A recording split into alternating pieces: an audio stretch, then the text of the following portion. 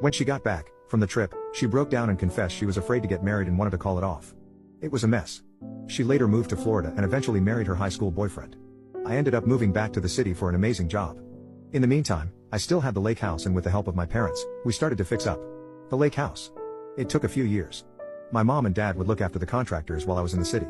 Having the house was perfect when everything was locked down because I could escape the city and work remotely from the lake house. I now live here full time and work remotely. Then this summer we had the 4th of July at the lake house. My sister-in-law used photos from the lake this summer in her Christmas card, and one of those cards made it to my ex's cousin. The cousin recognized the house. The Saturday before New Year's, ex's mother and sister were at my front door. After pleasantries and answering their initial questions, they made an offer to buy it, but I refused and they were not happy.